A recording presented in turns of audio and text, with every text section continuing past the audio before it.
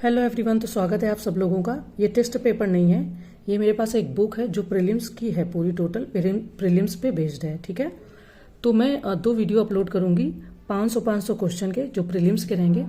मैं फिलहाल आपका दिल्ली सल्तनत से स्टार्ट कर रही हूँ, 1206 से 1506 एडी तक का। ठीक है, कोशिश रहेगी कि 500 क्वेश्चन आ पाएँ। देखती हूँ कितने लंबे वीडियो में आप आते हैं 500 क्वेश्चन आपके। और इसमें एक फ़ायदा ये रहेगा कि जब मैं पीडीएफ भेजूंगी तो आपको पहले क्वेश्चन आंसर, जैसे ये क्वेश्चन फॉर्म में है, ये क्वेश्चन मिलेगा, इसी के जस्ट नीचे आपको बॉक्स में इसका आंसर मिलेगा डिटेल में। जितनी भी डिटेल में होगा वो मैं पूरा भेजूंगी, तो इससे ना आपको अलग से वीडियो और फिर अलग से क्वेश्चन आंसर देखने की जरूरत नहीं पड़ेगी। 1 बाय 1 आपको पीडीएफ में ये सारी चीज़ें मिल जाएंगी। ठीक है, तो चलो स्टार्ट करते हैं। फर्स्ट क्वेश्चन हमारा, मैं दिल्ली सल्तनत से स्टार्ट कर रही हूँ, देखती हूँ कि ये कहाँ तक जाता है। फर्स्ट है कि अनुष्ठानिक नातेदारी विजयनगर शासन का प्रमाण चिन्ह था। विजयनगर शासकों ने निम्नलिखित में से किस एक देवस्थल की ओर से शासन करने का दावा किया था? ऑप्शन है Vitthal, B Tirupati, C Virupaksha and D Mallikarjuna. तो बात करें तो विजयनगर शासकों की विरूपाक्ष तथा पंपा देवी में श्रद्धा थी। उन्होंने स्वयं को विरूपाक्ष की ओर से शासन करने वाला विरूपाक्ष मंदिर हम्पी में अवस्थित है। तो इस तरीके से सी ऑप्शन हमारा हो जाएगा विरूपाक्ष। ठीक है, अब इसको करने से क्या फ़ायदा रहेगा कि आपको क्वेश्चन आंसर एक ही जगह मिल जाएंगे। देखिए, टेस्ट सीरीज में मैंने आपको मॉडर्न हिस्ट्री के क्वेश्चन अपलोड कर ही दिए हैं, तो इसीलिए मैंने इसको मिडीवल हिस्ट्री से स्टार्ट किया है।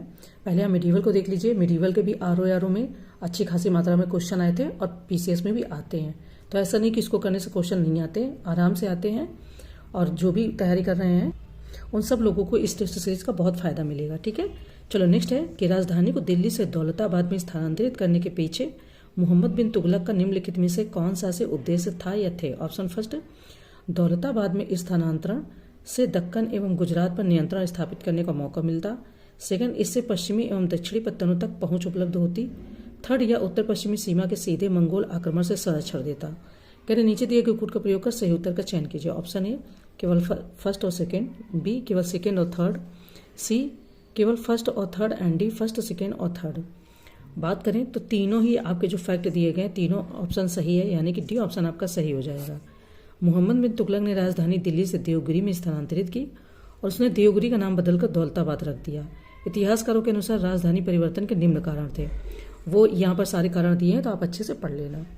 देखिए, नेक्स्ट क्वेश्चन हमारा कह रहा है कि निम्नलिखित में से किन राजवंशों ने विजयनगर राज्य के अधिराज तत्व के अधीन शासन किया? ऑप्शन फर्स्ट, ए संगम, सालू, तुलु तथा अराविडु, बी संगम, होयसल, अराविडु तथा तुलु, सी होयसल, सालू, पोलीगर तथा संगम एंड डी देवगिरी के यादव, होयसल, सालू तथा अराविडु।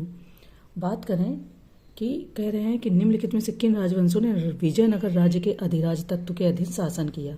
तो ये आपका हो जाएगा ऑप्शन है संगम, सालू, तुलु तथा अराविडु, यानी कि फर्स्ट ऑप्शन हमारा यहाँ पर सही हो जाएगा।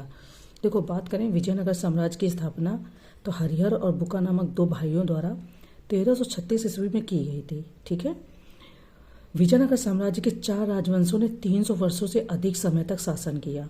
4 राजवंशों में कौन से हैं? संगम वंश 1336 से 1485 ईस्वी तक, सालू वंश 1485 से 1505 ईस्वी तक, तुलु वंश 1505 से 1565 ईस्वी तक एंड अराविडु वंश 1570 से 1652 ईस्वी तक।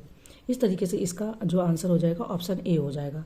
और ये जो बुक है ये पीवाईक्यू पर ही बेस्ड है। इसमें जितने भी क्वेश्चन फॉर्म करके बनाए गए हैं ये बनाए नहीं गए हैं, ये पीवाईक्यू से उठा के ही प्रिंट आउट किया गया है। तो ये सारे क्वेश्चन कई बार क्वेश्चन एग्जाम में आए हुए हैं, ये वो क्वेश्चन है। ये ऐसा नहीं है कि किसी कोचिंग के टेस्ट सीरीज जिसे प्रिंट कर दिया गया है आगे प्रैक्टिस के लिए। ये ऑलरेडी क्वेश्चन आए हुए हैं, वही आपको बता रही हूँ। ठीक है, चलो आगे बढ़ते हैं।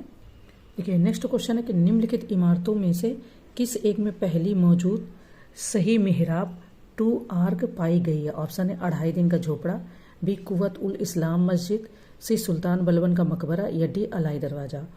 बात करें तो बलबन का जो मकबरा है विशुद्ध इस्लामिक शैली में निर्मित भारत का पहला मकबरा है और इसी में पहली बार वैज्ञानिक पद्धति से मेहराब का निर्माण किया गया था। तो सी आपका ऑप्शन हो जाएगा सुल्तान बलबन का मकबरा। ठीक है, सी ऑप्शन सही हो जाएगा। नेक्स्ट कह रहे हैं कि निम्नलिखित में से कौन सा कथन सही नहीं है। ऑप्शन फर्स्ट, सरफकाई अलाउद्दीन खिलजी का एक मंत्री था। सेकंड, गयासुद्दीन तुगलक के अधीन मक्तीसों यानी कि मुक्तियों को यह चेतावनी दी गई थी कि वे अपने किसी भी अधिकारी के साथ उसके वेतन से अधिक और ऊपर ली गई छोटी राशि के लिए दुर्व्यवहार न करें। सी, अरबी कृति मसालिक ई अफसार में मोहम्मद बिन तुगलक के अधीन इक्ता प्रणाली की कार्यपद्धति का वर्णन है। एंड डी, मार्को पोलो ने दक्षिण भारत में तूतीकोरिन की मुक्ता मत्स्यिकी यानी पर्ल फिशरी के संबंध में उल्लेख नहीं किया। इन्होंने कहा इसमें से कौन सा कथन सही नहीं वो बताना है। तो डी ऑप्शन आपका सही है कि मार्को पोलो एक इटालियन यात्री था, ओके, जिसने दक्षिण भारत के पूर्वी तट एवं मन्नार की खाड़ी की मुक्ता मत्स्यिकी के बारे में उल्लेख किया है। तो डी ऑप्शन सही नहीं है। यहाँ पर इन्होंने बोला उल्लेख नहीं किया, बट इसने उल्लेख किया है। नेक्स्ट क्वेश्चन कह रहे हैं कि विजयनगर साम्राज्य के राजाओं द्वारा धार्मिक प्रयोजनों के लिए उपयोग किए जाने वाले मंच यानी कि चबूतरे को क्या कहा जाता था। ऑप्शन है महानवमी दिब्बा, बी लोटस महल, सी हजारा रामा या डी विरूपाक्ष। बात करें तो महानवमी दिब्बा एक वर्गाकार मंच था जिसे विजयनगर साम्राज्य के राजाओं द्वारा धार्मिक प्रयोजनों, युद्ध खेलों आदि देखने के लिए प्रयुक्त होता था। विकल्प ए सही है। लोटस की यहीं पर बात करें तो लोटस महल विजयनगर साम्राज्य के शाही परिवार की महिलाओं द्वारा प्रयुक्त किए जाने वाला एक पृथक क्षेत्र था। हजारा रामा की बात करें तो ये विजयनगर काल में सरोवर के किनारे बनाया गया मंदिर है। और हम्पी में अवस्थित विरूपाक्ष का मंदिर तो आपने क्वेश्चन में खूब सुना होगा, तो ये वो मंदिर है। ठीक है, आंसर की बात करें तो आंसर हो जाएगा आपका महानवमी दिब्बा। ठीक है, अब इसी में नीचे आंसर भी अच्छे से दिया है तो आपको बढ़िया पढ़ने में बहुत आसानी रहेगी। देखिए नेक्स्ट कह रहे हैं कि तुंगभद्रा नदी किस साम्राज्य का भरण पोषण करती थी। ऑप्शन है Chola, B Vijayanagara, C Vakataka and D Pandya. पहले आप इसको गेस करो, ऐसे क्वेश्चन खूब आते हैं, आपने पीसीएस पीवाईक्यू में देखे होंगे अगर आपने पेपर सॉल्व किया है। बात करें 1336 ईस्वी में हरिहर एवं बुका नामक दो भाइयों ने तुंगभद्रा नदी के किनारे सामरिक रूप से महत्वपूर्ण स्थान विजयनगर में अपने साम्राज्य की स्थापना की। अभी हमने देखो इसके पहले क्वेश्चन में आंसर, एक क्वेश्चन में ये नाम सुने थे। तो जब ऐसे हम प्रैक्टिस करते रहेंगे ना और बीच बीच में रिवाइज होता रहेगा ना तो क्वेश्चन हमारे ऑटोमेटिक अपने आप सही होने लगेंगे। तो नींव रखी थी सिंचाई कार्य हेतु देवराय प्रथम ने हरिद्रा एवं तुंगभद्रा नदी पर बांध बनवाया। तो विकल्प बी सही हो जाएगा। किस साम्राज्य का भरण पोषण करती थी तुंगभद्रा नदी, तो विजयनगर का। ठीक है, नेक्स्ट कह रहे हैं कि निकोलो दी कॉन्टी, अब्दुल रज्जाक अफनासी, निकितिन और फर्नाओ नूनिज ने किस साम्राज्य की यात्रा की। ऑप्शन है कन्नौज का साम्राज्य, बी विजयनगर का साम्राज्य, सी होयसल साम्राज्य एंड डी राष्ट्रकूट साम्राज्य। बात करें तो देवराय प्रथम के शासनकाल के अंतिम दिनों में प्रसिद्ध इटली यात्री निकोलो दी कॉन्टी भारत आया। उसने ट्रेवल्स ऑफ निकोलो कांटी नामक पुस्तक में इस यात्रा का वर्णन किया और देवराय प्रथम को शक्तिशाली राजा कहा। तो आंसर की बात करें तो विजयनगर का साम्राज्य हो जाएगा। सेकंड, फारसी यात्री अब्दुल रज्जाक ने देवराय द्वितीय के शासनकाल में 1442 से 43 ईस्वी में विजयनगर की यात्रा की। उसे खुरासान के सुल्तान मिर्जा शाहरुख ने अपने दूत के रूप में भेजा था। अब्दुल रज्जाक विजयनगर को संसार के देखे और सुने नगरों में सबसे भव्य मानता था। यानी कि देखिए दक्षिण भारत में भी बहुत अच्छे अच्छे जो साम्राज्य रहे हैं उनके बारे में इन्होंने लिखा। अफनासी निकितिन रूसी यात्री था जिसने 1466 से 1472 के मध्य विजयनगर की यात्रा की। और पुर्तगाली यात्री फर्नाओ नूनिज ने 1535 से 1537 के मध्य अच्युत राय के शासनकाल में विजयनगर साम्राज्य की यात्रा की। तो देखिए ये चारों ही जो यात्री हैं उन्होंने विजयनगर साम्राज्य के बारे में लिखा भी है और इसकी यात्रा भी की है। ठीक है, चलो आगे बढ़ते हैं। नेक्स्ट क्वेश्चन कह रहे हैं कि हम्पी में विजयनगर के भग्नावशेष किसके द्वारा 1800 में प्रकाश में लाए गए। ऑप्शन है colonel Colin Mackenzie, B sir John Shore, C Andrew Fraser या डी जॉन मार्शल। बात करें तो कर्नल कॉलिन मैकेंजी ने दक्षिण भारत का पहला प्रमाणिक जियोग्राफिकल मैप प्रस्तुत किया और इन्होंने विजयनगर के भग्नावशेषों को प्रस्तुत किया। भग्नावशेष मतलब होता है जब कोई चीज़ टूट फूट जाए और उसमें से कुछ चीज़ें बची रह जाएं, उनको भग्नावशेष बोलते हैं, है ना। तो ऑप्शन ए हो जाएगा कर्नल कॉलिन मैकेंजी। ओके, और किस नगर के बारे में बात हो रही है, किस साम्राज्य, तो विजयनगर साम्राज्य के बारे में। आगे बढ़ते हैं, नेक्स्ट क्वेश्चन देखते हैं। देखिए नेक्स्ट कह रहे हैं कि विजयनगर साम्राज्य पर संघातिक प्रहार किस युद्ध में हुआ। ऑप्शन है तालीकोटा में 1565 में, बी पानीपत में 1661 में, सी तालीकोटा में 1665 में एंड डी रायचूर में 1510 में। बात करें तो राम राय के खिलाफ दक्षिण भारत के चारों मुस्लिम राज्यों अहमदनगर, बीजापुर, गोलकुंडा और बीदर ने मुस्लिम महासंघ का निर्माण कर 1565 ईस्वी में तालीकोटा या राक्षसी तगड़ी के युद्ध में राम राय को परास्त किया। तो इस तरीके से इन्होंने बोला कि विजयनगर साम्राज्य पर संघातिक प्रहार किस युद्ध में हुआ, तो तालीकोटा के युद्ध में हुआ, यानी कि ऑप्शन ए। अब देखो तालीकोटा के दो हैं, तो तालीकोटा का 1565 वाला युद्ध, ठीक है, 1665 वाला नहीं, 1565 वाला युद्ध। चलिए आगे बढ़ते हैं। नेक्स्ट कह रहे हैं कि राजा कृष्णदेव राय के संबंध में निम्नलिखित में से कौन सा कथन सही नहीं है, ये बताना है। ऑप्शन ए, वे तेलुगु और संस्कृत के एक बड़े विद्वान थे। बी, विदेशी यात्री पायस और नूनिच उनके दरबार में आए थे। सी, उनके साम्राज्य में प्रचलित महान न्याय और निष्पक्षता के लिए बारबोसा ने उनकी प्रशंसा की थी। एंड डी, उन्होंने अपनी सर्वश्रेष्ठ कृति अमुक्तमाल्यद की रचना संस्कृत में की। ये क्वेश्चन आपके आते रहते हैं कभी ना कभी, ठीक है। अब इसमें कौन सा सही नहीं वो बताना है। बात करें तो कृष्णदेव राय महान शासक एवं विद्वान था। कृष्णदेव राय ने तेलुगु में अमुक्तमाल्यद नामक पुस्तक की रचना की, जो कौटिल्य के अर्थशास्त्र के समान राज व्यवस्था पर आधारित थी। आपका विकल्प ए सही है, जबकि विकल्प डी सही नहीं है, ठीक है। इन्होंने बोला कौन सा सही नहीं है, तो डी ऑप्शन आपका सही नहीं है। क्यों? क्योंकि इन्होंने बताया है कि जो ये पुस्तक है इसकी रचना इन्होंने संस्कृत में की है, लेकिन इस पुस्तक की जो रचना है वो तो उन्होंने तेलुगु में की, इसलिए ये ऑप्शन आपका गलत हो जाता है, ठीक है। चलो आगे बढ़ते हैं।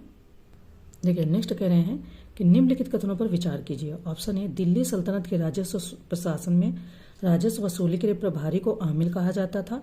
सेकंड, दिल्ली के सुल्तानों को इक्ता प्रणाली एक प्राचीन देसी संस्था थी। थर्ड, मीर बख्शी का पद दिल्ली के खिलजी सुल्तानों के शासनकाल में अस्तित्व में आया। अब ये भी क्वेश्चन आपका आया हुआ है, आपने खुद ही ध्यान कर लिया होगा, है ना। आंसर की बात करें तो यहाँ पर इस क्वेश्चन का आंसर केवल एक सही है, ठीक है। दिल्ली सल्तनत के राजस्व प्रशासन में राजस्व वसूली के प्रभारी को आमिल कहा जाता था।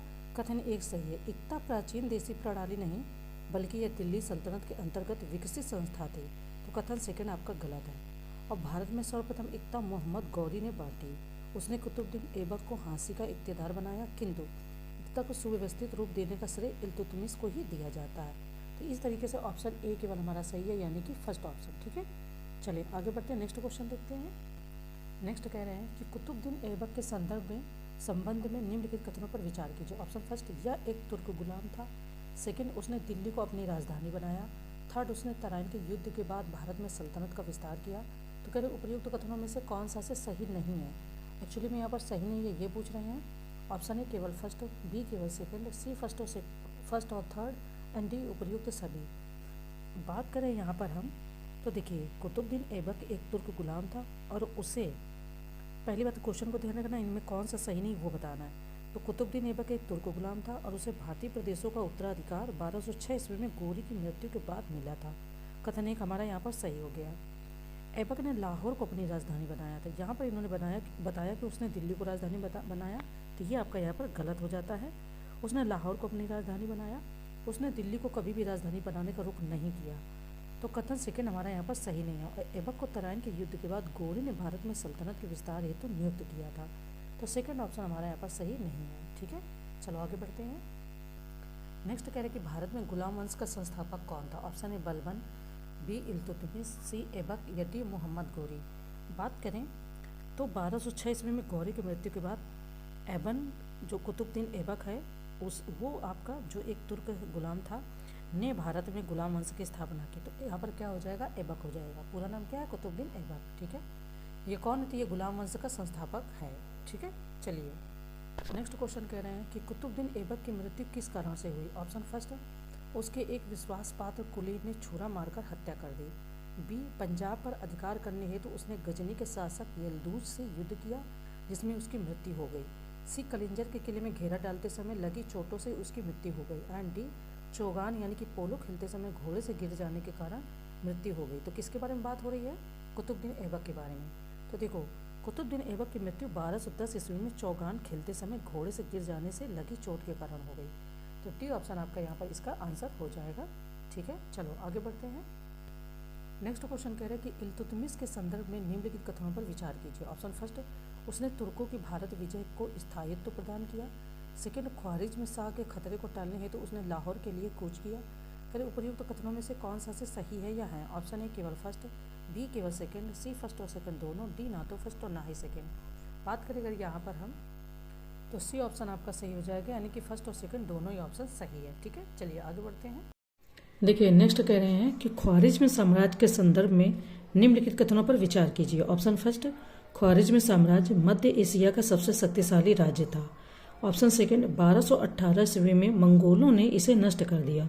तो कह रहे उपयुक्त कथनों में से कौन सा से सही है। आंसर है ऑप्शन ए केवल फर्स्ट, बी केवल सेकंड, सी फर्स्ट और सेकंड दोनों, डी ना तो फर्स्ट और ना ही सेकंड। बात कर लेते हैं पहले हम ख्वारिज़्म साम्राज्य के बारे में। देखो बात करें तो ख्वारिज़्म साम्राज्य आपका मध्य एशिया का सबसे शक्तिशाली राज्य था। उसकी पूर्वी सीमा सिंधु नदी तक फैली हुई थी, जो इल्तुतमिश की चिंता का कारण थी।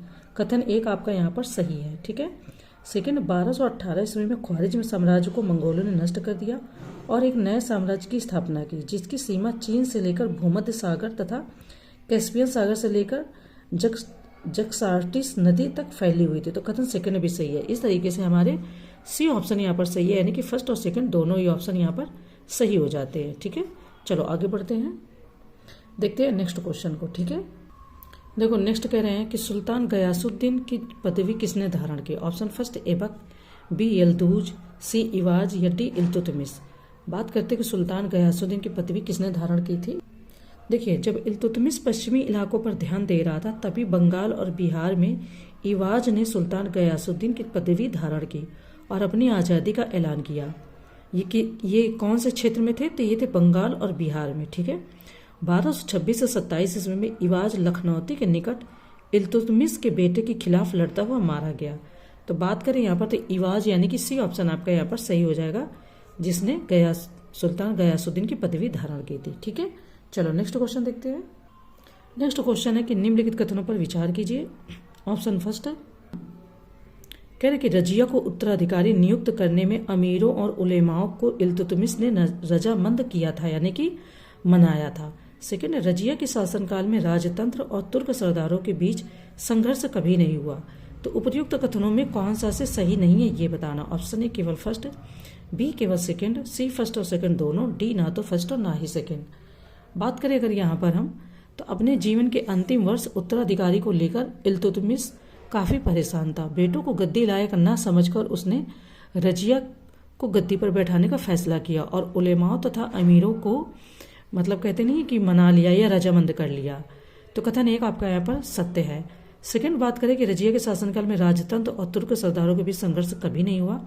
तो रजिया ने 3 वर्ष तक दिल्ली में शासन किया, परंतु उसी के शासनकाल में सत्ता के लिए राजतंत्र और तुर्क सरदारों के बीच संघर्ष आरंभ हो गया, जिसे चहलगामी कहा जाता है। तो सेकंड आपका गलत हो जाएगा, क्योंकि इन्होंने बोला संघर्ष कभी नहीं होता, ऐसा नहीं था, संघर्ष हुआ।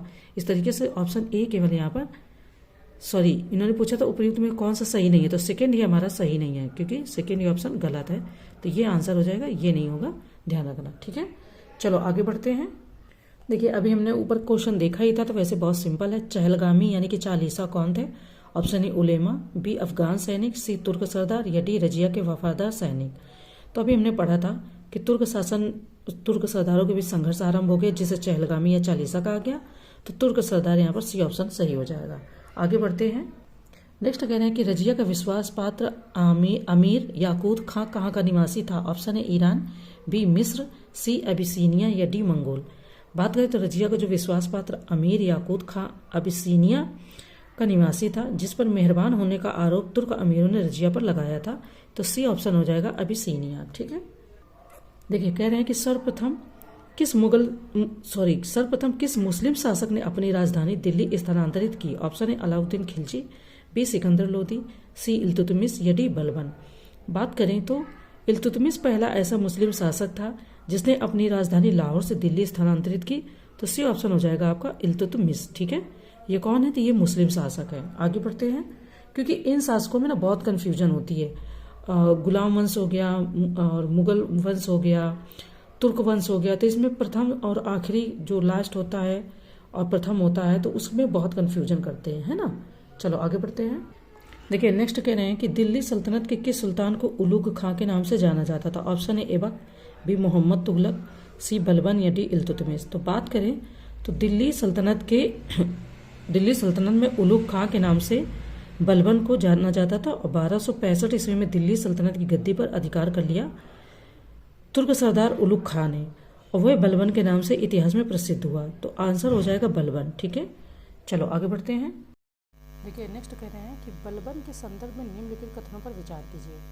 ऑप्शन फर्स्ट, यह अपने आप को ईरानी अफरासियाब का वंशज मानता था। सेकेंड, इसने सत्ता को शक्तिशाली बनाकर सारी शक्ति अपने हाथों में केंद्रित की। थर्ड, बलबन ने एक सैन्य विभाग दीवान अर्ज का पुनर्गठन किया। तो कह रहे हैं उपर्युक्त कथनों में से कौन सा से सही है। ये क्वेश्चन वैसे आया हुआ है कई एग्जाम में, यूपीएससी में तो कई बार आया, बट केवल ये जो लाइन है कि बलबन ने एक सैन्य विभाग दीवान अर्ज का पुनर्गठन किया, तो ये क्वेश्चन आया कि दीवान अर्ज का पुनर्गठन किसने किया, और कई बार इसका ईयर में भी क्वेश्चन आया। आप अगर पीवाईक्यू देख रहे हो तो आपको खुद ही आइडिया लग गया होगा। तो बात करें, इसलिए मैंने ये 500 क्वेश्चन लगभग कराने का सोचा है, ताकि जो किसी न किसी तरीके से बहुत सारे क्वेश्चन मतलब एग्ज़ाम में आते रहे हैं उनका आपका रिवीजन हो जाए। इसमें केवल एक हिस्ट्री नहीं कि मॉडर्न को ले लिया या एंशिएंट को ले लिया या मिडीवल को ले लिया, इसमें तीनों के पोर्शन है। तीनों के पोर्शन में बहुत सारी चीज़ें हैं, तो वो आपको देखने को मिलेगी। और फिलहाल यहाँ पे भी परेशान नहीं होइएगा, क्योंकि आपको ये जस्ट जैसे मैं बता रही हूँ ऐसे ही आपको PDF मिलेगी, है ना। लेकिन ये कि वीडियो अपलोड होने के 1-2 घंटे बाद PDF मिलेगी, क्योंकि इतनी बड़ी PDF को तैयार करने में थोड़ा टाइम लग जाता है। तो थोड़ा सा पेशेंस रखना और आप वीडियो को देखते रहना। तो बात करें हम यहाँ पर आंसर ऑप्शन की, ऑप्शन ए केवल फर्स्ट और सेकेंड, बी केवल सेकेंड और थर्ड, सी केवल फर्स्ट और थर्ड, या डी फर्स्ट, सेकेंड और थर्ड। देखिए बात करें, बलबन राजपद की शक्ति और प्रतिष्ठा की वृद्धि हेतु हमेशा प्रयत्नशील रहा। उसने गद्दी पर अपने दावे को मजबूत करने के लिए खुद को ईरानी शहंशाह अफसरा अफरासियाब का वंशज कहा। तो कथन एक आपका यहाँ पर सही हो जाता है। वह भारत में एक शक्तिशाली कठोर शासक बनकर उभरा। नेक्स्ट बात करें तो वह भारत में एक शक्तिशाली कठोर शासक बनकर उभरा और सत्ता की सारी शक्ति अपने हाथों में केंद्रित की। उसने शक्तिशाली सेना भी गठित की, तो सेकंड ऑप्शन भी सही है। थर्ड बात करें, दिल्ली सल्तनत के लिए खतरा बनी मंगोलों का सामना करने के लिए बलबन ने एक शक्तिशाली केंद्रीकृत सेना संगठित की। उसने एक सैन्य विभाग दीवाने अर्ज का पुनर्गठन किया। तो आपके कथन यहाँ पर तीनों सही है, यानी कि फर्स्ट, सेकेंड और थर्ड तीनों ही ऑप्शन सही है। लेकिन यहाँ पर जो नीचे आंसर देते वो थोड़ा डिटेल में देते, तो आपके उससे कई सारी चीज़ें और क्लियर हो जाती हैं। ठीक है, चलिए आगे बढ़ते हैं। देखिए नेक्स्ट कह रहे हैं कि बलबन ने अपनी पुत्री का विवाह किसके साथ करवाया। ऑप्शन है Kaikubad, B Jalaluddin Khilji, C Nasiruddin Mahmud, and D Nizam ul Mulk Junaidi. बात करें तो इल्तुतमिश की मृत्यु के बाद बलबन सुल्तान नसीरुद्दीन महमूद का नायब था, जिसे उसने गद्दी हासिल करने में मदद की थी। अतः अपनी स्थिति मजबूत बनाने के लिए बलबन ने अपनी पुत्री का विवाह महमूद के साथ करा दिया। तो आंसर यहाँ पर हो जाएगा आपका सही, नसीरुद्दीन महमूद। ठीक है, इसके साथ अपनी पुत्री का विवाह करा दिया। आगे बढ़ते हैं। देखिए अभी इस क्वेश्चन को हमने कितनी बार देखा एग्जाम में, है ना। सजदा और पैपोस की रस्म दिल्ली सल्तनत के किस शासक ने आरंभ की। ऑप्शन है Alauddin Khilji, second Balban, C Iltutmish, and D Sikandar Lodi. अब आपको यहाँ पर आराम से आइडिया लग गया होगा कि ये जो मतलब प्रथा है इसको बलबन ने ही आरंभ किया था। अमीरों पर नियंत्रण के लिए बलबन ने सजदा और पैबोस रस्म की शुरुआत की, जिसमें सजदा राजा को दंडवत प्रणाम करना और पैबोस राजा के कदम चूमना था। ठीक है, तो बी ऑप्शन हमारा यहाँ पर सही हो जाता है। चलिए आगे बढ़ते हैं। नेक्स्ट कह रहे हैं कि निम्न में कौन मंगोल योद्धा युवराज जलालुद्दीन का पीछा करते हुए सिंधु नदी के तट तक जा पहुंचा था। ऑप्शन है चंगेज खां, बी बातू खां, सी तैर बहादुर, एंड डी इनमें से कोई नहीं। चंगेज खां ख्वारिज़मी युवराज जलालुद्दीन का पीछा करते हुए सिंधु नदी के तट तक जा पहुंचा था, हालांकि उसने इसे पार कर भारत पर आक्रमण नहीं किया। बात करें तो आपका आंसर हो जाएगा यहाँ पर ऑप्शन ए चंगेज खां। आगे बढ़ते हैं। देखिए नेक्स्ट कह रहे हैं कि दिल्ली सल्तनत के किस शासक ने खून और फौलाद की नीति अपनाई। ऑप्शन है Alauddin Khilji, B Balban, C Mohammad Tughlaq, and D Sikandar Lodi. तो बात करें तो ये जो नीति है इसको बलबन ने ही अपनाया था। बलबन पे कई सारे क्वेश्चन बनते हैं, है ना। कुछ तो बहुत इंपॉर्टेंट है, जैसे कि सजदा और पैबोस आपका बहुत बहुत बहुत इंपॉर्टेंट है। ठीक है, तो याद रखना। आगे बढ़ते हैं। तो ये नेक्स्ट क्वेश्चन है कि अलाउद्दीन ने एक गुप्तचर प्रणाली स्थापित की थी। कारण आर कह रहे, ये कथन कारण का क्वेश्चन है। कारण आर कह रहा है कि उसने अमीरों के उत्सवों एवं भोजों पर रोक लगा दी थी। तो नीचे दिए गए कोड का प्रयोग करके सही उत्तर का चयन कीजिए। ऑप्शन है ए तथा आर दोनों सही हैं, तथा आर ए की सही व्याख्या करता है। बी ए और आर दोनों सही है परंतु आर ए की सही व्याख्या नहीं करता है। सी ए सही है परंतु आर गलत है, और डी ए गलत है परंतु आर सही है। बात करें तो अलाउद्दीन ने अमीरों के षड्यंत्र जानने के लिए एक गुप्तचर प्रणाली की स्थापना की। उसने अमीरों को अपने खिलाफ साजिश करने से रोकने के लिए कई नियम बनाए। भोजों और उत्सवों का आयोजन करना उनके लिए निषिद्ध कर दिया। अतः दोनों कथन सही हैं, परंतु कारण आर कथन ए की सही व्याख्या नहीं करता है। तो आंसर क्या हो जाएगा? तो बी हो जाएगा कि ए और आर सही तो है, परंतु कथन और कारण एक दूसरे की व्याख्या नहीं करते हैं। ओके, चलो आगे बढ़ते हैं। देखिए नेक्स्ट कह रहे हैं कि प्रसिद्ध सूफी संत निजामुद्दीन औलिया ने निम्नलिखित में से किस शासक की भेंट स्वीकार कर उसे सम्मान दिया? ऑप्शन है Alauddin Khilji, B Malik Kafur, C Khusro and D Mohammad Tughlaq. बात करें 1316 ईस्वी में अलाउद्दीन खिलजी की मृत्यु के बाद मलिक काफूर ने उसके नाबालिग बेटे को गद्दी पर बिठा दिया। काफूर की हत्या के बाद खुसरो नामक एक व्यक्ति जो हिंदू से मुसलमान बना था दिल्ली की गद्दी पर बैठा। तो यानी कि आपको याद रखना है कि खुसरो जो है वो एक हिंदू थे, उन्होंने बाद में वो मुसलमान बन गए, यानी कि इस्लाम धर्म अपना लिया होगा तभी वो मुसलमान बन गए। और दिल्ली के प्रसिद्ध सूफी संत निजामुद्दीन औलिया ने उससे भेंट स्वीकार करके उसे सम्मान दिया। तो विकल्प सी यहाँ पर सही हो जाएगा, खुसरो। ठीक है, तो ऑप्शन सी आपका यहाँ पर सही है, खुसरो। चलिए आगे बढ़ते हैं। नेक्स्ट क्वेश्चन है कि तुगलक राजवंश की स्थापना की थी। ऑप्शन है अमीर खुसरो, बी मालिक काफूर, सी गाजी मलिक, गयासुद्दीन तुगलक एंड डी मोहम्मद बिन तुगलक। आगे बढ़ते हैं। देखिए 1320 के आसपास गाजी मलिक यानी कि गयासुद्दीन तुगलक ने तुगलक राजवंश की स्थापना की, जो लगभग 1413 या 20 तक के आसपास चला था। ठीक है, चलो आगे बढ़ते हैं। ठीक है, नेक्स्ट कह रहे हैं कि तैमूर ने जब भारत पर आक्रमण किया उस समय दिल्ली पर किस वंश का शासन था? वैसे आप बता सकते हैं। पहले आंसर की बात करें तो ऑप्शन की बात करें तो ऑप्शन है गुलाम वंश, बी खिलजी वंश, सी तुगलक वंश एंड डी तुर्कों का वंश। तुर्कों का शासन है तुर्की वंश। देखिए तैमूर ने 1398 ईस्वी के आसपास भारत पर आक्रमण किया था और हमने अभी पहले देख ही लिया कि 1320 से आपका ये तुगलक वंश या राजवंश की स्थापना हो चुकी थी भारत में। तो ऑब्वियसली है कि जब तैमूर ने दिल्ली पर क्या आक्रमण किया तो उस समय तुगलक वंश का शासन था। तो सी ऑप्शन हो जाएगा तुगलक वंश। ठीक है, चलो आगे बढ़ते हैं। चलिए कुछ क्वेश्चन हम सूफी एवं भक्ति आंदोलन से देख लेते हैं। अब देखिए इन क्वेश्चन को ध्यान से देखिए। ये क्वेश्चन आपके हर एग्जाम में ज़्यादातर यूपीपीसीएस में कई बार पूछे गए, एक बार नहीं कम से कम 4 से 5 बार पूछे गए। क्वेश्चन है कि निम्नलिखित युग्मों में कौन सा एक सुमेलित है? भक्ति, संत और दर्शन। Option first Shankar Avadhut, B Ramanand Kevaladvaita, C Ramanuj Vishishtadvaita and Chaitanya Advaita. तो आप कह रहे हैं कि कौन सा एक सुमेलित है इसमें? बात करें आपका तो रामानुज। भक्ति आंदोलन के प्राचीनतम प्रचारकों में रामानुजाचार्य थे। ये वैष्णव संत थे और उन्होंने विशिष्टाद्वैत वाद का मत दिया था तथा ज्ञान के स्थान पर भक्ति को महत्व दिया था। अतः सी ऑप्शन आपका यहाँ पर फिलहाल सही सुमेलित है। अगर बात करें कि भक्ति आंदोलन के प्रथम प्रचारक और संत शंकराचार्य थे। शंकराचार्य ने अद्वैतावाद का सिद्धांत दिया था। अब यहाँ पर क्योंकि अद्वैतावाद नहीं है इसलिए वो सही सुमेलित नहीं है, तो विकल्प ए सही सुमेलित नहीं है आपका, शंकर। रामानंद ने दक्षिण भारत के आंदोलन को उत्तर भारत में प्रसारित किया था और राम की भक्ति की, यहाँ पर भी विकल्प बी सही नहीं है। तो वहाँ पर कई सारी चीज़ें दी गई हुई हैं, जो गलत है उसका भी, जो सही है उसका भी। तो आप जब पीडीएफ देखोगे तो आपको उन सारी चीज़ों का आंसर मिल जाएगा। नेक्स्ट कह रहे हैं कि खोजाज जो इस्माइली पंथ की एक शाखा है द्वारा विकसित साहित्यिक विधा का नाम क्या है? ऑप्शन है जिनान, बी जियारत, सी राग एंड डी सहदा। बात करें तो इस्लाम की शिया शाखा में इस्माइली, जाफरी और जैदी उपशाखाएं हैं। इस्माइली उपशाखा के अंतर्गत विभिन्न पंथ हैं। खोजाज इनमें से एक है। खोजाज शब्द पर्शियन ख्वाजा से लिया गया है और इनके द्वारा विकसित साहित्यिक विधा जिनान है, जिसका अर्थ है ज्ञान। तो अतः विकल्प ए आपका यहाँ पर सही हो जाएगा। इस विधा का क्या नाम है? तो खोजाज जो इस्माइली पंथ की एक शाखा है, तो ये साहित्यिक विधा का नाम क्या है? तो जिनान नाम हो जाएगा। ठीक है, चलिए आगे बढ़ते हैं। देखिए नेक्स्ट क्वेश्चन है कि संत कवि कबीर से संबंधित छंदों का संग्रह निम्नलिखित में से किन परंपरा या परंपराओं में किया गया? ऑप्शन है बीजक वाराणसी वाला, सेकंड कबीर ग्रंथावली राजस्थान वाला, थर्ड आदि ग्रंथ साहिब। देखिए ऑप्शन दिया है, कह रहे नीचे दिए गए कोड का प्रयोग करके सही उत्तर चुनिए। ऑप्शन है केवल फर्स्ट और सेकंड, बी फर्स्ट सेकंड और थर्ड, सी केवल सेकंड और थर्ड, या डी केवल थर्ड। बात करें अगर हम कबीर के बारे में तो कबीर से संबंधित छंद बीजक में संग्रहित है और बीजक का बीजक का प्रथम संस्करण आपका 1868 ईस्वी में रीवा के राजा विश्वनाथ सिंह द्वारा बनारस में प्रकाशित हुआ। बीजक में संग्रहित इनके दोहों के 3 भाग है, रामायणी, सबद और साखी।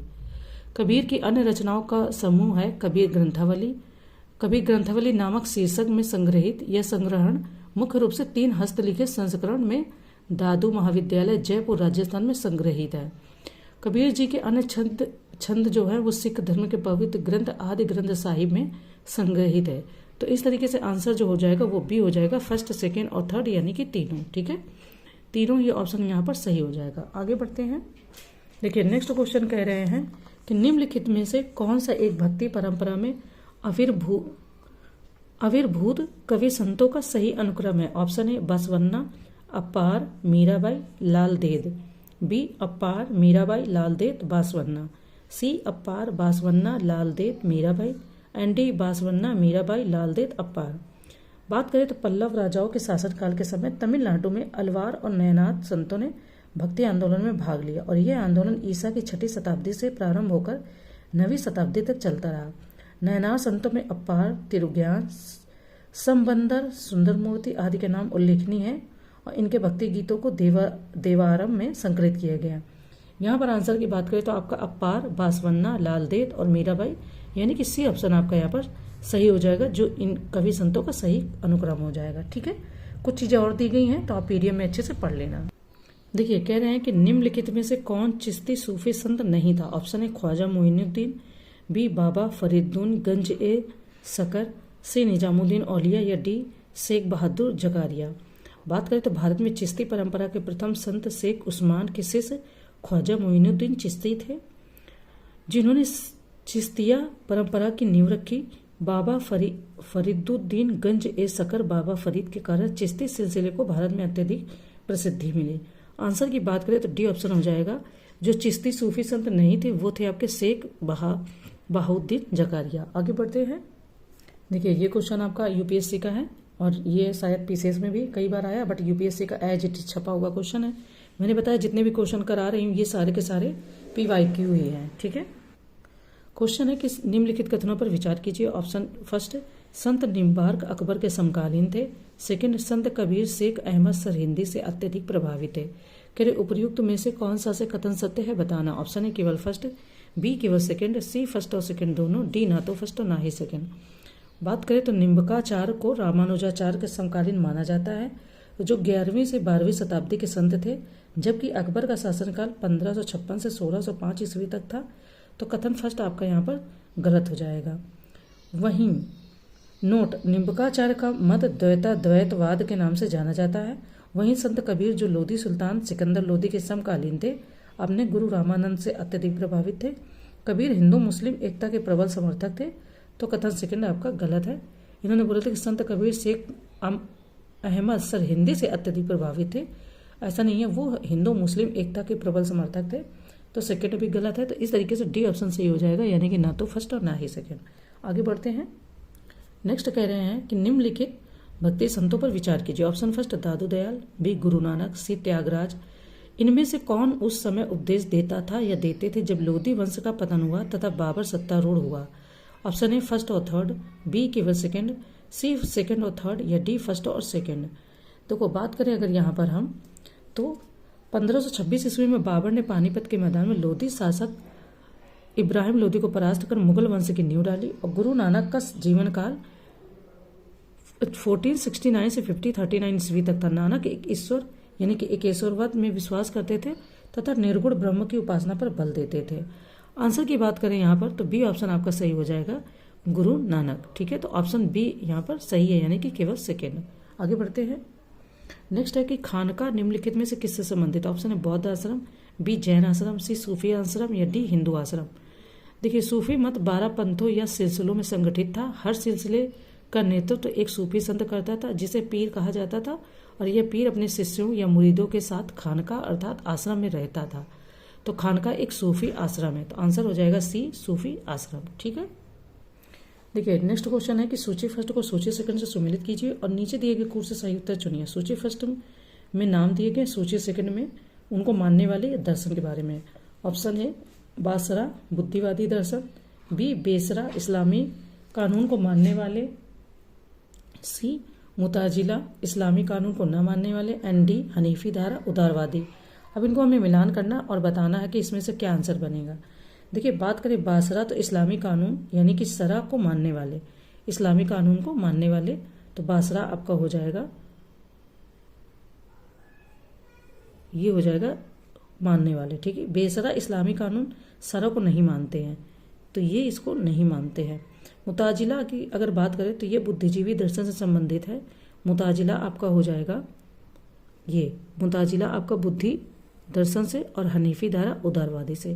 तो इस तरीके से बात करेंगे तो कूट हमारा यहाँ पर सी बन जाएगा, ए सेकंड, बी थर्ड, हाँ सी ऑप्शन हमारा यहाँ पर सही हो जाता है। आगे बढ़ते हैं।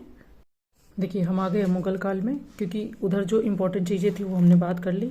अब हम बात करते हैं मुगल काल के बारे में। ठीक है, मुगल काल से क्वेश्चन आते हैं और क्योंकि तैयार रखना जरूरी है, जितना मॉडर्न हिस्ट्री इंपॉर्टेंट है तो आपका मिडिवल हिस्ट्री भी इंपॉर्टेंट ही है। इसको छोड़ने में नुकसान ही है, कोई फायदा नहीं होगा, है ना। देखते हैं कि निम्नलिखित पर विचार कीजिए। बाबर के भारत में आने के फलस्वरूप, ऑप्शन फर्स्ट, उपमहाद्वीप में बारूद के उपयोग की शुरुआत हुई।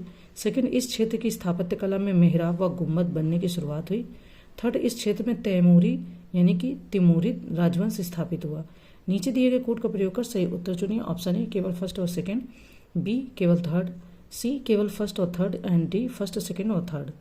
बात करें तो बाबर के आने के बाद एक नवीन राजवंश की स्थापना हुई जिसे तैमूरी या मुगल राजवंश कहते हैं। तैमूरी राजवंश इसलिए कहा जाता है क्योंकि बाबर पितृपक्ष उमर शेख मिर्जा से तैमूर लंग की पीढ़ी का था, जबकि मुगल इसलिए कहते हैं क्योंकि यह मातृपक्ष कुतलुक निगार की ओर से मंगोल चंगेज खां की पीढ़ी से था। तो स्पष्ट है कि तृतीय कथन सही है आपका यहाँ पर, यानी कि इस क्षेत्र में तैमूरी राजवंश की स्थापना हुई। तो ये बी ऑप्शन आपका केवल यहाँ पर सही है, यानी कि केवल थर्ड। भारतीय उपमहाद्वीप में बारूद का प्रयोग बहमनी व विजयनगर साम्राज्य के बीच युद्धों में किया गया था। बाबर के आने के बाद बारूद का व्यापक प्रचलन प्रारंभ हुआ था। तो ये आपका ऑप्शन गलत हो गया, क्योंकि ये पहले विजयनगर साम्राज्य और बहमनी में भी प्रयोग हो चुका था बारूद का, तो इसलिए ये गलत है। स्थापत्य कला में मेहराब एवं गुंबद का प्रयोग बाबर से पहले दिल्ली सल्तनत के काल में ही प्रयोग हो चुका था, है ना। तो ये भी गलत है। बाबर ने जिस नवीन राजवंश की नींव डाली वह तुर्की नस्ल का चगताई वंश था। तो इस तरीके से हमारा बी ऑप्शन सही है। और कुछ ऐसे ऑप्शन फैक्ट बढ़िया से दिए हैं जो आप पढ़ेंगे तो आपको और अच्छे से समझ में आएंगे। आगे बढ़ते हैं। नेक्स्ट कह रहे हैं कि निम्नलिखित कथनों पर विचार कीजिए। ऑप्शन फर्स्ट, 1525 ईस्वी तक उत्तर भारत की राजनीतिक परिस्थितियां एक निर्णायक युद्ध को आमंत्रित कर रही थी।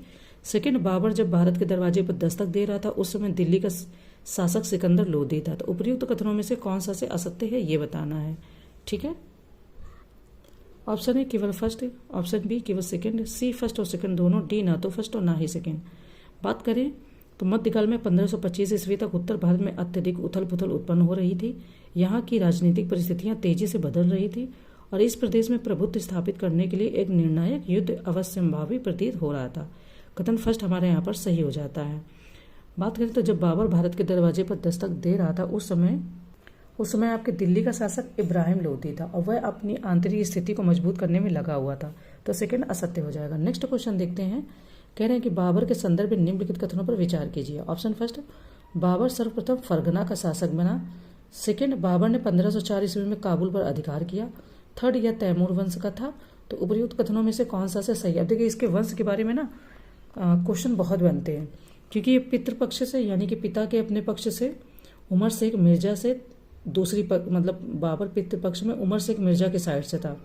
माता की पक्ष में ये कुतलुक निगार यानी कि मंगोल चंगेज खां की पीढ़ी से था। तो इसके वंश के बारे में बहुत बात होती है, बहुत क्वेश्चन बनते हैं, है ना, कि वंश कौन सा है। बात करें तो कह रहे उपर्युक्त कथनों में कौन से सही है। ऑप्शन ए केवल फर्स्ट और सेकंड, बी केवल सेकंड और थर्ड, सी केवल फर्स्ट और third, and D first, second और थर्ड। देखिए, बात करें तो 1494 ईस्वी में 14 वर्ष की उम्र में बाबर ट्रांस अक्शियाना के फरगना नामक एक छोटे से राज्य का शासक बना। कथन फर्स्ट हमारा यहाँ पर सही है और सेकंड और थर्ड भी हमारा सही है। डी ऑप्शन यहाँ पर हमारा सही हो जाएगा। कुछ चीज़ें आप खुद ही पढ़ लेना, ठीक है। चलिए आगे बढ़ते हैं। नेक्स्ट क्वेश्चन कह रहे हैं कि बाबर के संदर्भ में निम्नलिखित में से कौन सा कथन सही नहीं है। ऑप्शन फर्स्ट, इसे भारत प्रवेश हेतु राणा सांगा ने आमंत्रित किया था। सेकंड, बाबर ने सिंधु नदी पार कर भारत में प्रवेश किया था। सी, इसने सर्वप्रथम भीरा और सियालकोट का किला जीता। डी, इस समय पंजाब पर तुर्कों का शासन था। तो हमें बताना कि इसमें से कौन सा सही नहीं है। बाबर के पास पंजाब के सूबेदार दौलत खां के बेटे दिलावर खां के नेतृत्व में एक दूत मंडल भेजा गया था, जिसने बाबर को भारत आने के लिए आमंत्रित किया था। और उसी समय राणा सांगा ने भी बाबर को पत्र भेजा था और कहा कि वह इब्राहिम लोदी को अपदस्थ कर दे। जब बाबर ने भारत में प्रवेश किया उस समय पंजाब में अफगान सरदार दौलत खां लोदी स्वतंत्र रूप से शासन कर रहा था। इन्होंने कहा इस समय पंजाब पर तुर्कों का शासन था, तो ये आपका डी ऑप्शन गलत हो जाता है।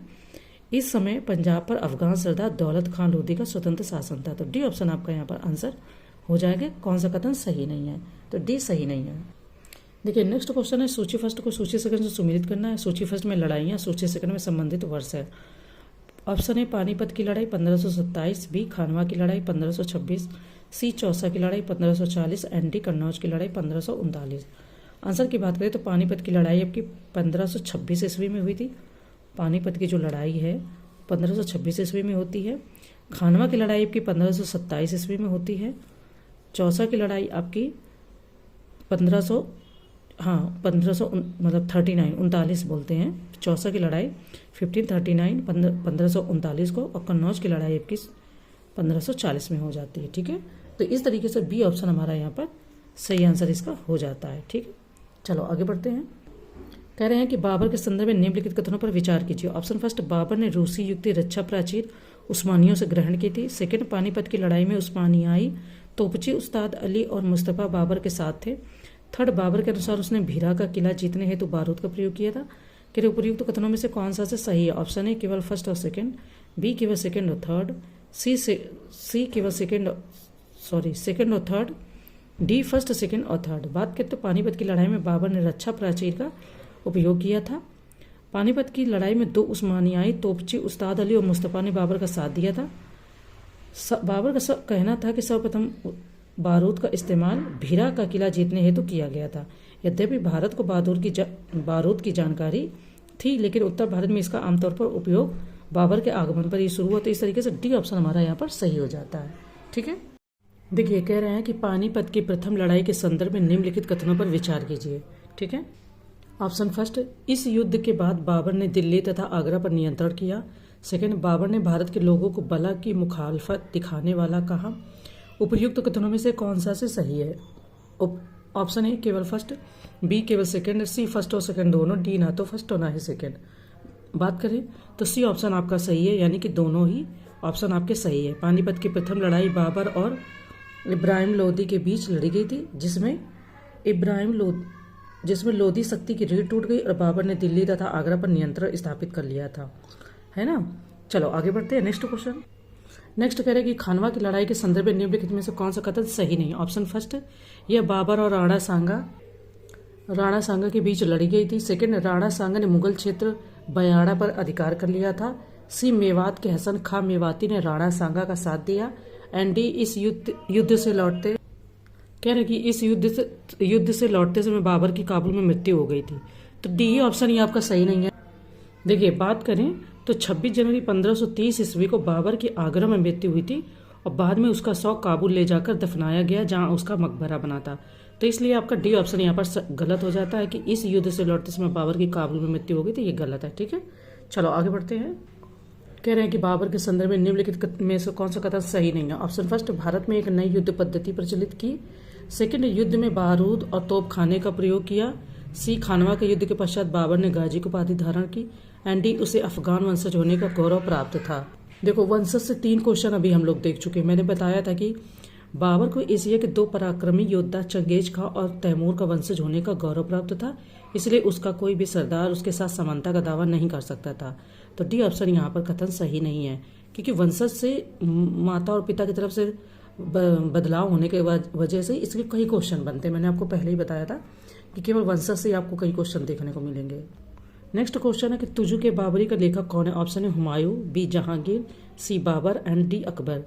तो तुजु के बाबरी का लेखक बाबर को अरबी और फारसी का गहरा ज्ञान था, साथ ही तुर्की उसकी मातृभाषा थी। उसने तुजु के बाबरी को तुर्की में लिखा था, जो विश्व साहित्य की एक अमर कृति मानी जाती है। तो सी हो जाएगा बाबर, यानी कि अपनी कृति उसने खुद ही लिखी थी। ठीक है, देखिए नेक्स्ट है कि अकबर का इबादत खाना वह स्थान है जहां डैश। ऑप्शन है सैन्य रणनीति निश्चित की जाती थी, बी विभिन्न धर्मों के मध्य वाद विवाद एवं चर्चाएं होती थी, सी अकबर सुलह ए कुल के सिद्धांतों का प्रवचन देता था, एंड डी ललित कलाओं का अभ्यास किया जाता था। तो बात करें अकबर ने, देखो विभिन्न धर्मों के मध्य वाद विवाद एवं चर्चाएं होती थी। तो अकबर का इबादत खाना वह स्थान था जहां विभिन्न धर्मों के मध्य वाद विवाद एवं चर्चाएं होती थी।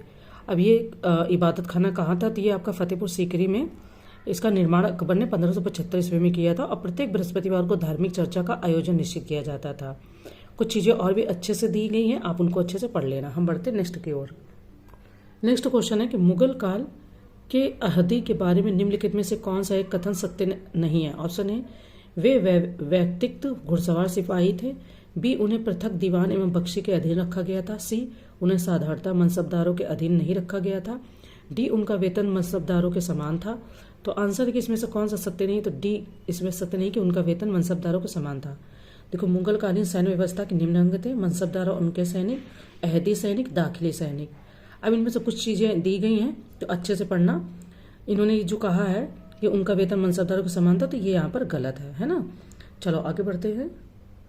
देखिए नेक्स्ट है कि निम्नलिखित में से किस एक का श्रेय शाहजहां के राज्यकाल को नहीं दिया जा सकता? ऑप्शन है मोती मस्जिद, बी किला एक कोहना मस्जिद, सी जामा मस्जिद एंड डी रंग महल। शाहजहां के शासनकाल में स्थापना के क्षेत्र में उल्लेखनीय प्रगति हुई जो स्वर्ण काल के स्तर तक पहुंच गई और अलंकारिता का सौंदर्य व संगमरमरीकरण में तीव्रता आई। लेकिन किला एक कोहना जो है आपका, तो वही कह रहे कि इस काल में मस्जिद निर्माण पराकाष्ठा पर पहुंच गया था। शाहजहां ने आगरे के किले में मोती मस्जिद का निर्माण कराया था जो ताज की तरह बनी हुई है। शाहजहां ने लाल बलुआ पत्थर से दिल्ली में जामा मस्जिद का निर्माण कराया तथा जिसमें गुम्बद मुख्य आकर्षण का केंद्र है। साथ ही दिल्ली स्थित लाल किले में रंग महल का निर्माण कराया। आंसर की बात करें तो बी हो जाएगा किला एक कोहना। इस नामक मस्जिद का भी निर्माण किसने करवाया? तो देखो शेरशाह सूरी ने हुमायूं द्वारा निर्मित दीन पनाह को तोड़वाकर उसके विध्वंस शेषों से दिल्ली में पुराने किले का निर्माण कराया और पुराने किले में किला एक कोहना नामक मस्जिद का निर्माण कराया, जो जिसका श्रेय आपका शाहजहां को नहीं दिया जा सकता क्योंकि इसका निर्माण शेरशाह सूरी ने कराया था। ठीक है, देखिए अब ये वो क्वेश्चन है जो धीरे धीरे आपकी मॉडर्न हिस्ट्री की तरफ बढ़ रहे हैं, लेकिन अभी ये मॉडर्न हिस्ट्री स्टार्ट नहीं हुई है ना। तो कह रहे हैं कि इलाहाबाद की संधि के बारे में निम्नलिखित में से कौन सा कथन सही नहीं है? ध्यान से पढ़ना। टेस्ट सीरीज में ये क्वेश्चन शायद फैक्ट में आए हैं, कहीं ना कहीं मुझे याद है। कह रहे हैं ऑप्शन है इस पर वर्ष 1765 में हस्ताक्षर किए गए थे। किसमें? इलाहाबाद संधि पर। बी मुगल सम्राट ने एक फरमान के द्वारा ईस्ट इंडिया कंपनी को बंगाल, बिहार और उड़ीसा की दीवानी औपचारिक रूप में अनुदत्त की यानी प्रदान कर दी। सी 50 लाख रुपए के भुगतान पर अवध इसके नवाब को लौटा दिया गया। डी बनारस तथा आसपास का इलाका अवध से अलग कर शाह आलम सेकंड को सौंप दिया गया। तो बात करें इलाहाबाद संधि, क्लाइव द्वारा 2 चरणों में की गई थी। आपको पता है 2 संधियां हुई थी। प्रथम संधि आपकी 12 अगस्त 1765 को तो मुगल सम्राट शाहजहां द्वितीय तथा अंग्रेजी गवर्नर क्लाइव के मध्य संपन्न। कंपनी को बंगाल, बिहार एवं उड़ीसा की दीवानी प्राप्त हुई। इसके बदले कंपनी ने मुगल सम्राट को 26 लाख रुपए की वार्षिक पेंशन देना स्वीकार किया। कंपनी ने अवध के नवाब से कड़ा और इलाहाबाद के जिले लेकर मुगल सम्राट शाह आलम द्वितीय को सौंप दिए। कथन डी यहाँ पर सही नहीं है, जो कि ये आपका है ना। और द्वितीय संधि भी आपकी 16 अगस्त 1765 ईस्वी को हुई थी, वो 12 अगस्त को हुई थी और ये 16 अगस्त को हुई थी।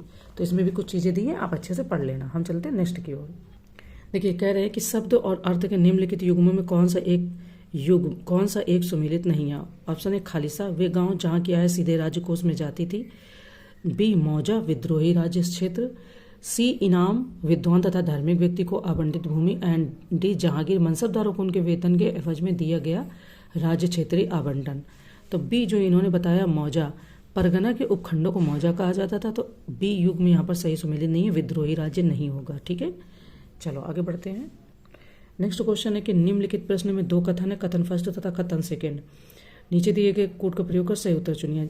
ऑप्शन कथन फर्स्ट, जहांगीर के राज्यकाल के दौरान मुगल चित्रकला अपने चरम पर पहुंची। सेकेंड, औरंगजेब का राज दरबार मुगल चित्रकला शैली के कुछ सर्वाधिक विख्यात कलाकारों से अलंकृत था। कुट दिया है, दोनों कथन अलग अलग सही हैं और कथन सेकेंड कथन फर्स्ट का सही स्पष्टीकरण है। ऑप्शन बी दोनों कथन अलग अलग सही है किंतु कथन फर्स्ट का सही स्पष्टीकरण नहीं है। सी कथन फर्स्ट सही है किंतु कथन सेकंड गलत है। एंड डी कथन फर्स्ट गलत है किंतु कथन सेकंड सही है। देखो जहांगीर के शासनकाल के समय चित्रकला में भारतीय पद्धति का विकास हुआ। जहांगीर के समय मुगल चित्रकला अपने चरम पर पहुंची। इस दौर में चित्रकला में रूढ़ियों के स्थान पर वास्तविकता को प्रदर्शित किया जाने लगा और इस समय के चित्रकारों में फारूक बेग, अकारिजा, अबुल हसन मंसूर, बिशनदास, मनोहर गोवर्धन आदि लोग थे। तो कथन फर्स्ट सही है, कथन सेकेंड आपका यहाँ पर गलत है, तो सी ऑप्शन आपका सही हो जाएगा। ठीक है, देखिए नेक्स्ट कह रहे हैं कि हुमायूंनामा की रचयिता निम्नलिखित में से कौन थी। ऑप्शन है रोशन आरा बेगम, बी रुकैया सुल्तान बेगम, सी गुलबदन बेगम या डी गौहर बेगम। देखिए बात करें तो गुलबदन बेगम हुमायूं की बहन थी जिसने अकबर के आग्रह पर हुमायूंनामा नामक पुस्तक लिखी। इसमें बाबर और हुमायूं के शासनकाल का विवरण है और तत्कालीन समाज का उल्लेख किया गया है। इसमें बाबर को विष द्वारा मारे जाने का उल्लेख है। तो विकल्प आपका यहाँ पर अगर बात करें तो सी ऑप्शन सही हो जाएगा, गुलबदन बेगम। ठीक है, चलो आगे बढ़ते हैं। कह रहे हैं कि मुगल दरबार में मेधावी पुरुषों को दिया जाने वाला पुरस्कार जो कि सम्मान स्वरूप एक वस्त्र के पहनाए जाने के रूप में होता था, जिसे कभी सम्राट पहना करते थे, का क्या नाम है। बात करें ऑप्शन है सरापा, बी पटका, सी पद्म मुरस्सा एंड डी खिलअत।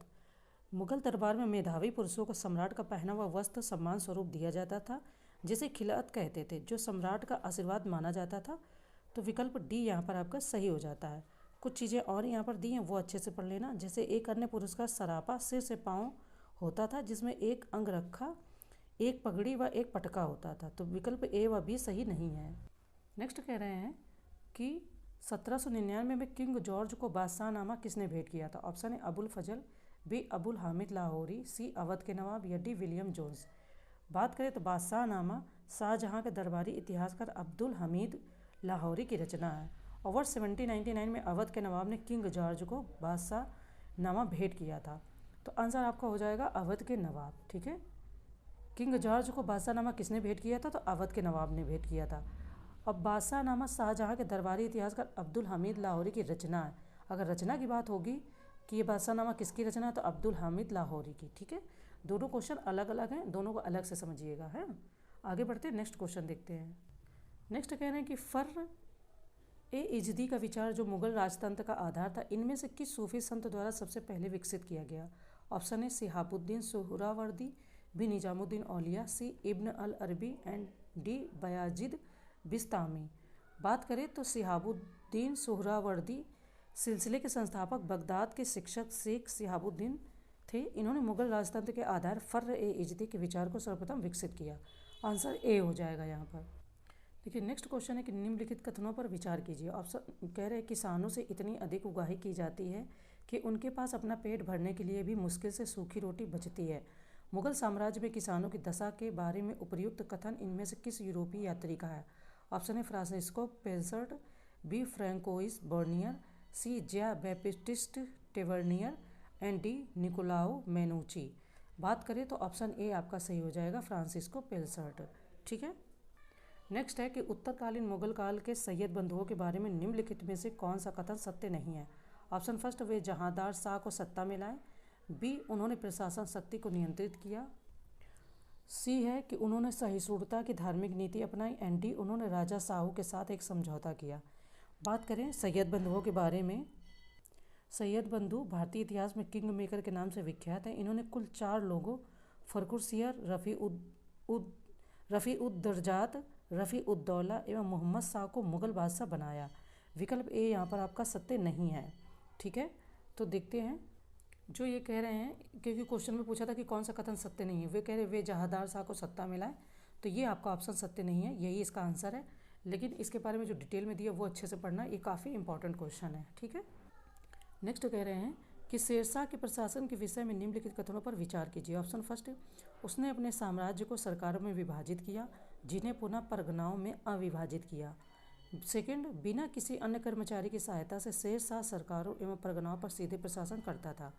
उपर्युक्त कथनों में से कौन सा से सही है वो बताना है। ऑप्शन ए केवल फर्स्ट, बी केवल सेकंड, सी फर्स्ट और सेकंड दोनों, डी ना तो फर्स्ट और ना ही सेकंड। देखो ऑप्शन ए फिलहाल यहाँ पर केवल सत्य है, सेकंड आपका असत्य है।